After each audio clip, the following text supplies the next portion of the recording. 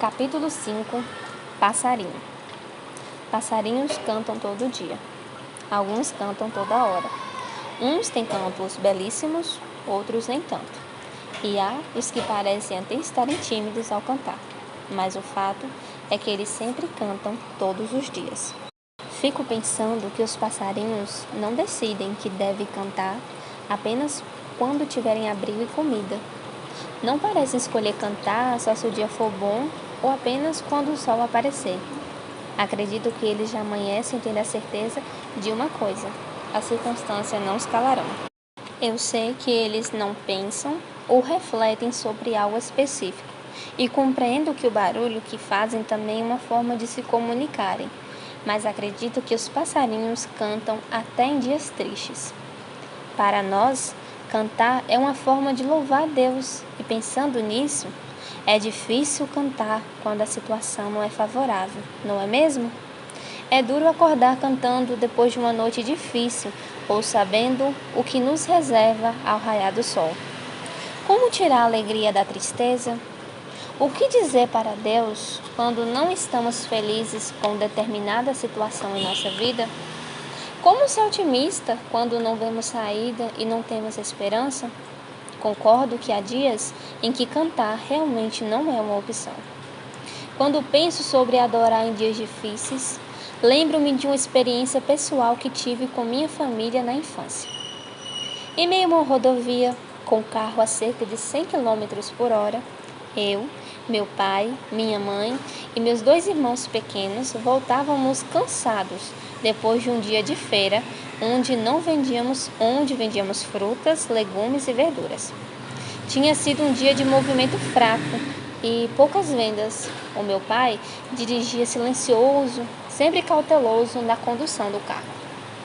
Chegando perto da cidade, ele percebeu um barulho estranho e repetido. Enquanto tentava descobrir o que era, reduziu um pouco a velocidade. De repente, um estrondo tão alto quanto o barulho de um potente fogo de artifício assustou a todos nós e tomou repetidamente o controle do carro da mão do meu pai. Ele segurou o volante com veemência e, devagar, conseguiu colocar o carro no acostamento. Saía a fumaça do capô da caminhonete, que já não era tão nova, e desligou sozinha. Meu pai desceu rapidamente e constatou: o motor do carro estourou. Minha mãe nos tirou do carro e nos levou um pouco adiante para sentarmos no meio-fio, pois estávamos assustados, chorando e com as pernas tremendo.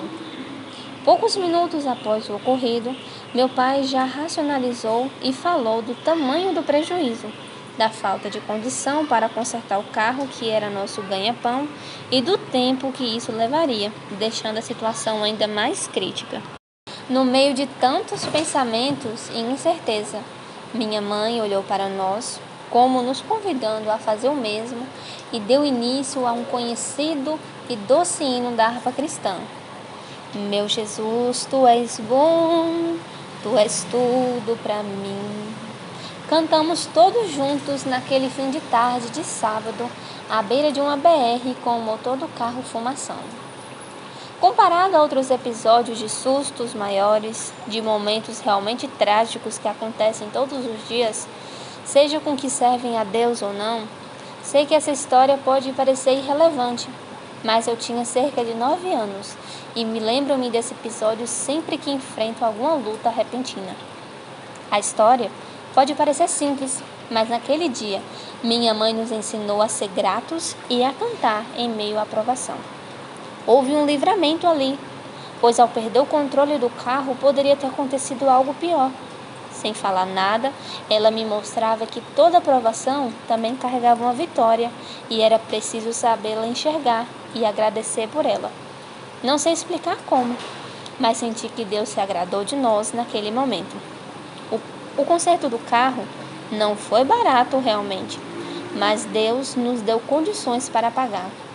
Meus pais conseguiram ir à feira em outros carros que faziam um trajeto parecido com o nosso e nos ajudaram nas semanas necessitadas, que não foram muitas, graças a Deus. O Senhor nos deu vitória, não só naquela vez, mas em todas as vezes que decidimos cantar para vencer. Perdi a conta de quantas vezes minha família decidiu fazer campanha de louvor, cada um na nossa casa. Escolhia um hino da harpa e cantávamos ao acordar. Muitas vitórias foram alcançadas assim. Diversos estudos comprovam que cantar traz diversos benefícios. Entre eles, libera endorfina, promove a sensação de bem-estar e ainda proporciona otimismo. Conforta, melhora a saúde, alivia a ansiedade, ajuda a respirar melhor, dentre outras vantagens. Ou seja, cientificamente, o ato de cantar, de fato, alivia tensões e ajuda a sofrer menos.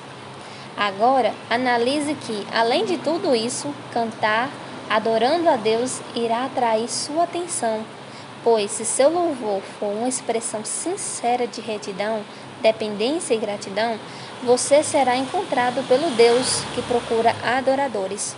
E você já viu o que acontece quando ele encontra tais pessoas que o adoram, independente da situação? Deixa-me trazer a memória. Jó exclamou: "Louvado seja o nome do Senhor", após perder tudo o que tinha. Foi uma expressão e gesto de louvor, e você sabe que, dentre outras atitudes de adoração tomadas por Jó, tudo contribuiu para que o final de sua história fosse a vitória. O rei Josafá enfrentou uma guerra contra os amonitas, moabitas e edonitas. A ordem de Deus era para que apenas irem ao encontro dos inimigos e em determinado ponto parasse e não fizesse nada, apenas aguardar o livramento do Senhor. A única estratégia do rei foi mandar os cantores à frente do exército e louvarem a Deus cantando: "Louvem a Deus o Senhor, porque o seu amor dura para sempre." 2 Crônicas 20, 21. Na Bíblia, lemos que assim que o povo de Israel começou a cantar, o Senhor causou confusão entre os inimigos e eles lutaram entre si, uns contra os outros, aniquilando-se completamente a ponto de ninguém escapar com vida. Paulo e Silas, presos em cadeias, decidiram orar e cantar, revezando entre eles. E o que aconteceu? Deus enviou um terremoto que abriu as cadeias e libertou os presos. Concluímos então que é bom e devemos louvar quando tudo vai bem. Mas já pensou que arma poderosa você tem para usar quando tudo estiver difícil? O salmista afirmou: "Eu sempre darei graças a Deus, o Senhor. O seu louvor estará nos meus lábios o dia inteiro." Salmos 34:1. Não é louvar apenas nos dias bons, mas louvar sempre. Outro salmo revela um louvor em dia de angústia e o resultado dessa ação. "Tu mudastes o meu choro em dança, afastaste de mim a tristeza e me cercaste de alegria. Por isso, não ficarei calado, mas cantarei louvores a ti, ó Senhor. Tu és o meu Deus, e eu te darei graças para sempre." Salmos 30, 11 ao 12. Até Jesus, sabendo que se aproximava a hora da sua morte, logo após